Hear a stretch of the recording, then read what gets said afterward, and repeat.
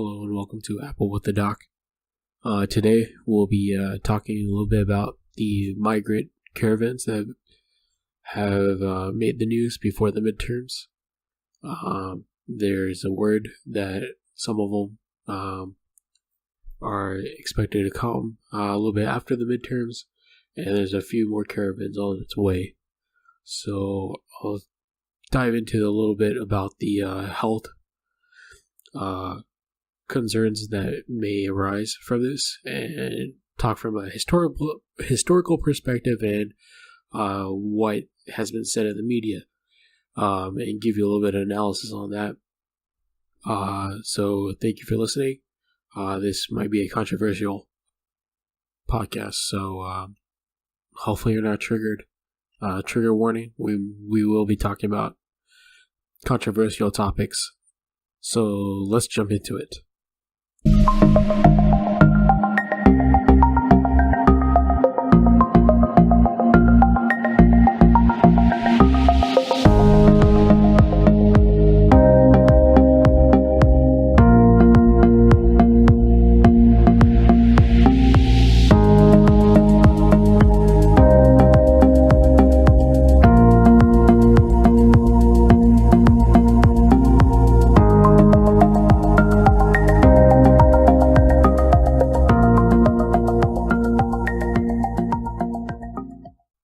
So a little bit after this, or during the second half of October, word had started to reach through the grapevine and to the mass media about a new migrant, a exodus of people arriving from Honduras to U.S. They travel from Honduras all the way from through Central America, through Mexico, seeking quote-unquote asylum. They're dubbed as migrants. They're dubbed as asylum seekers who want a better life.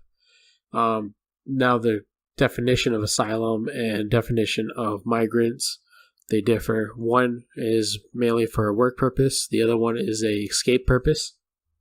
You could argue that they're trying to escape the cartels, the drug trade, the violence that occurs in their country. You could say that they're trying to come to America for a better life or a higher standard of living that they see on television. They're not exactly legally entering the country. They're coming as refugees, or at least that's how it's being portrayed.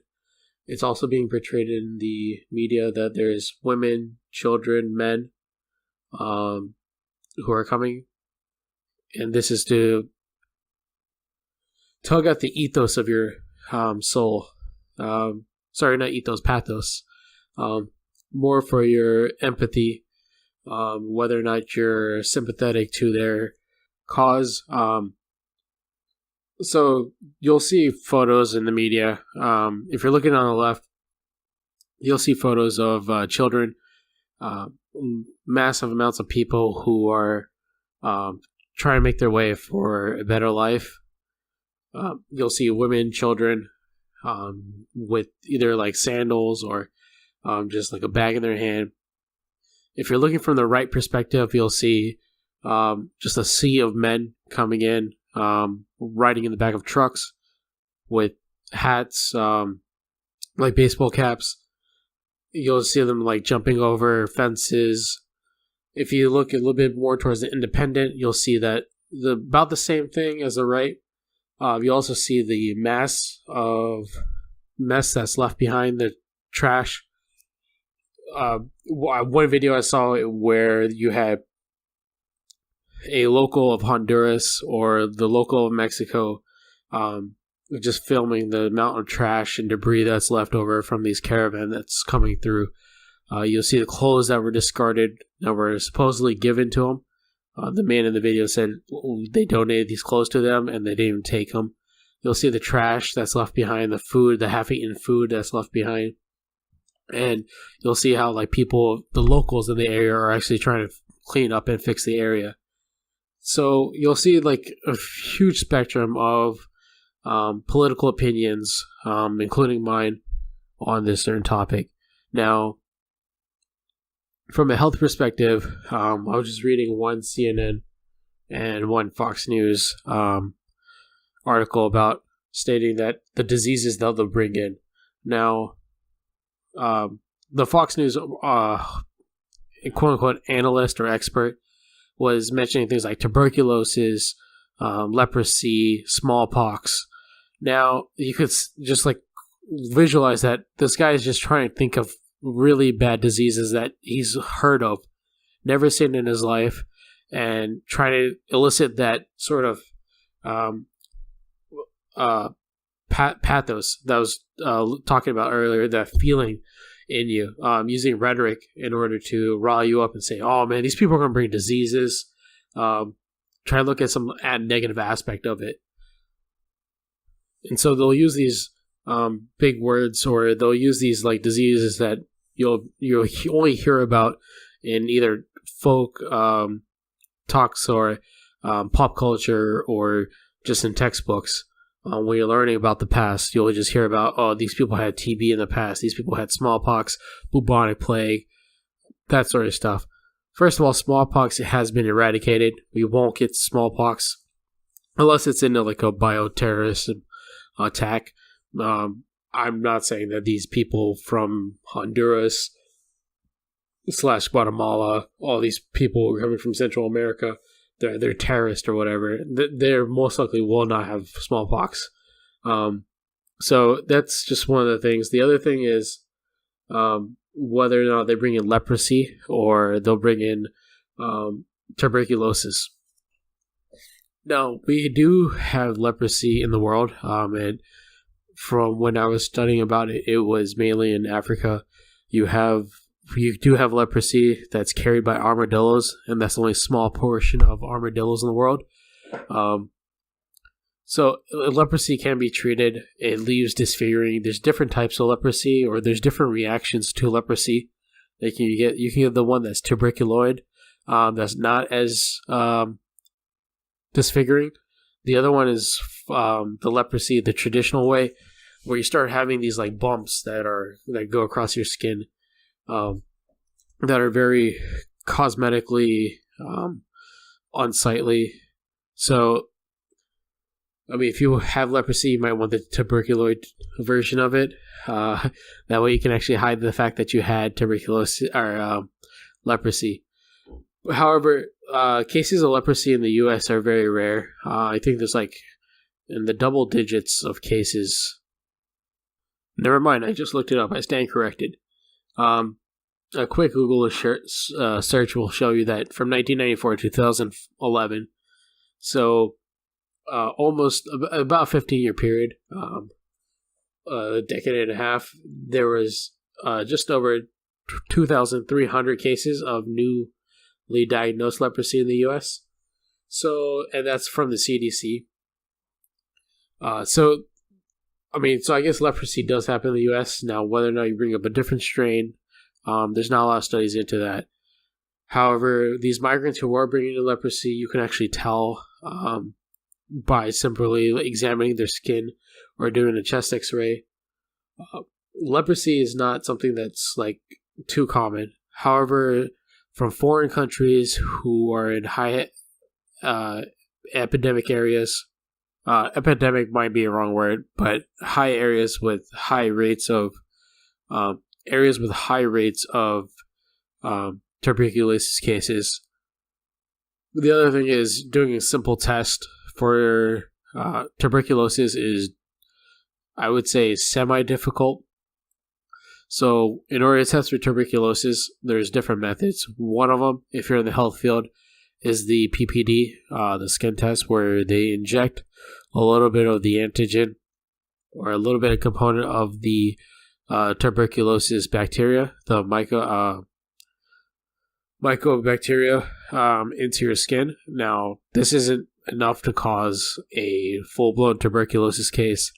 They're just like pieces of the shell, pieces of the outer layer of the cell wall for the bacteria. So they're like killed bacteria that they try to elicit a response with, and they'll inject the skin of it and see if there's a reaction. However, this takes 2 days to do. The other test that you can do is a quantiferon gold.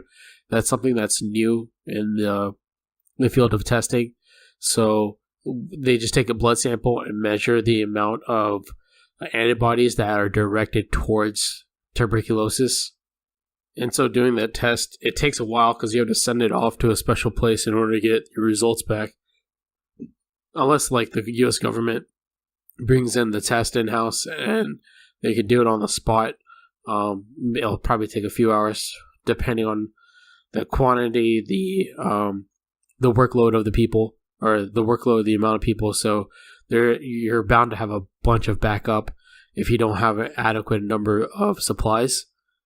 So if you listen to like the news or the Trump interviews, he said he's going to set up 10 cities. 10 cities with beds is not the only thing you need. You also need having equipment, medical equipment for examination.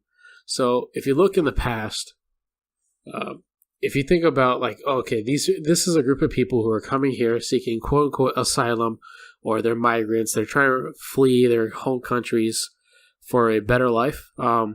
That's the broadest way of putting it. That's probably charged with a certain political leaning as well. I have a hard time putting a non-political bias towards this. However, if you look into the past, you quickly learn about the Irish famine. Now, this is where you had just a massive amount of people from Ireland coming over, fleeing the potato famine. I believe in the early 1900s, late 1800s.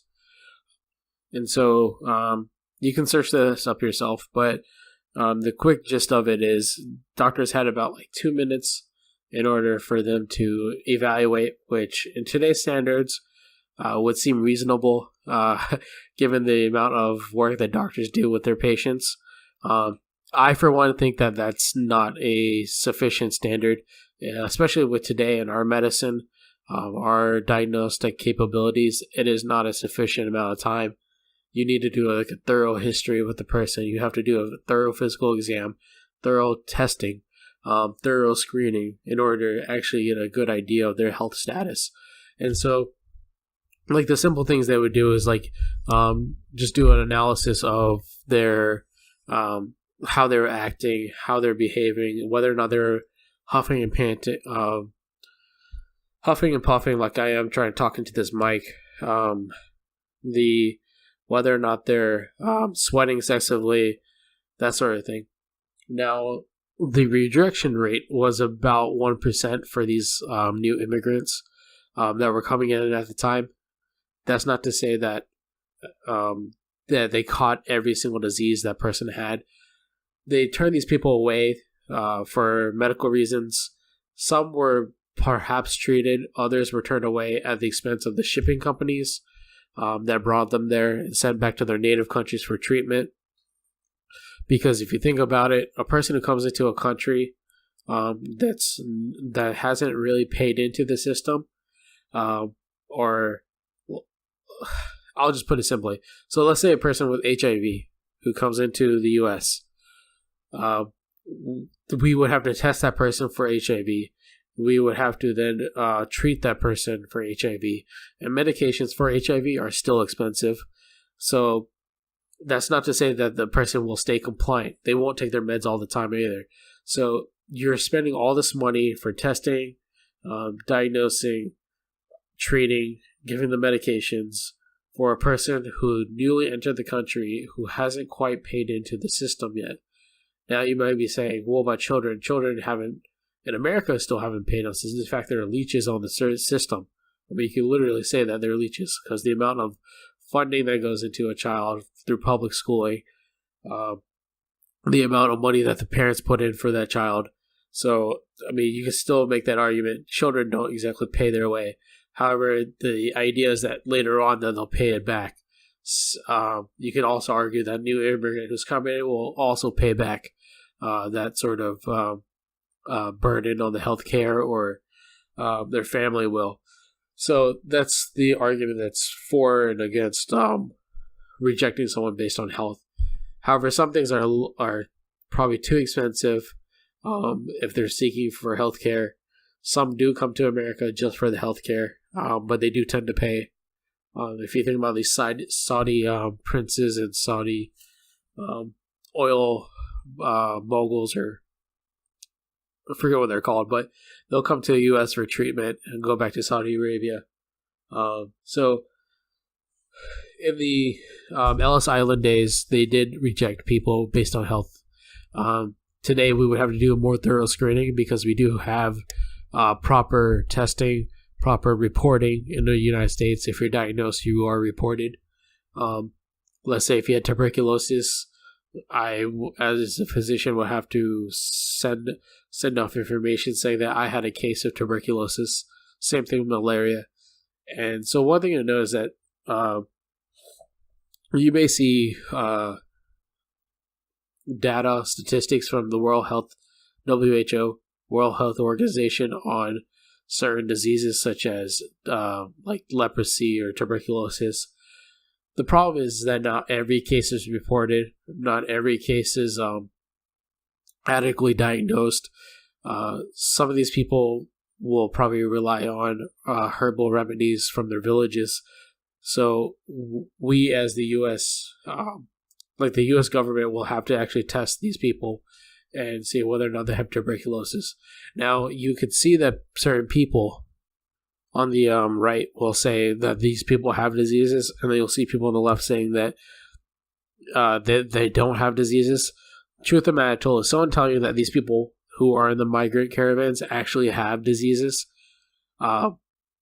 they've either had to test that person or they're lying.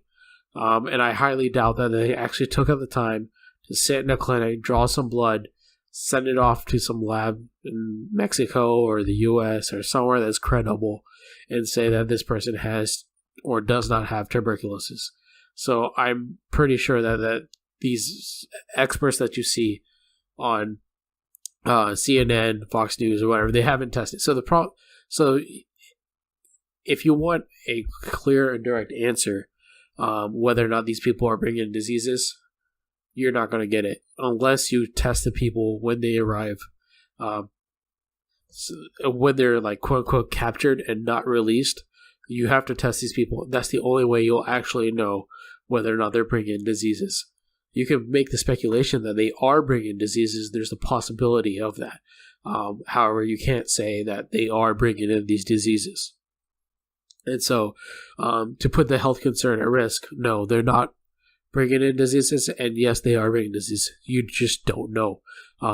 Hopefully that made that clear. Now, the problem is you have to do adequate testing and screening, and that also puts a burden on the healthcare system.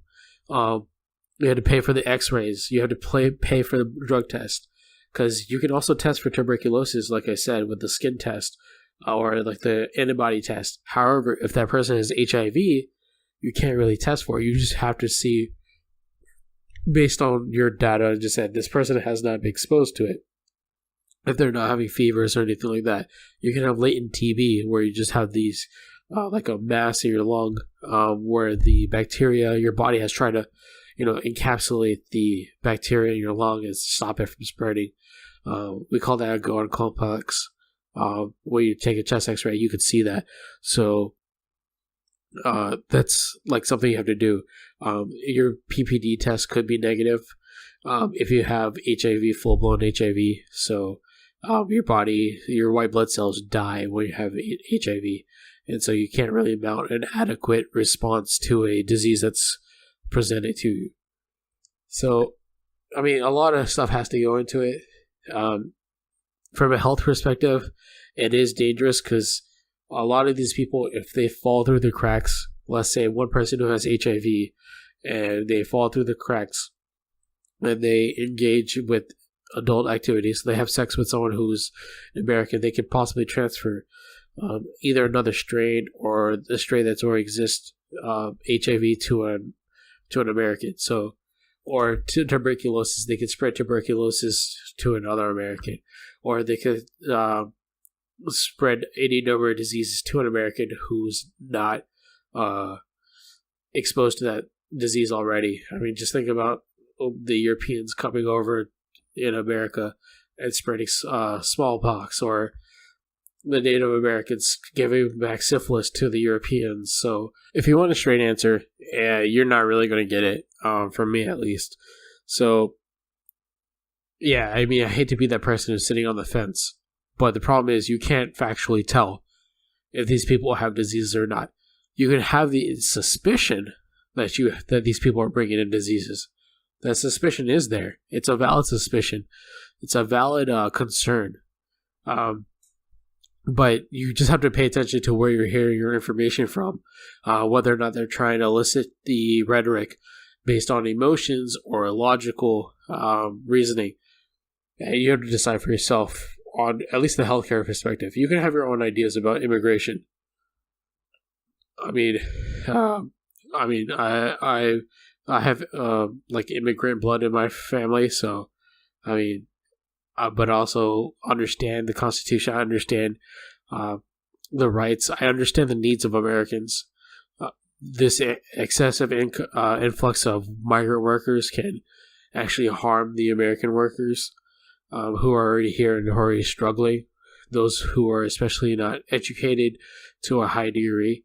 I deal with these people all the time as well. So, I mean, if you bring in more people, you can pay a less amount of money because there's more people willing to work. If you just think about supply and demand. So, that's basically all I have. Hopefully I can help you make a better educated decision whether or not you thought I was good or bad. But thank you for listening if you made it this far. If you have any topics you want me to talk about or anything you want expounded on, you can reach me on Twitter at djacknoff. Or you can continue listening. Thank you for listening.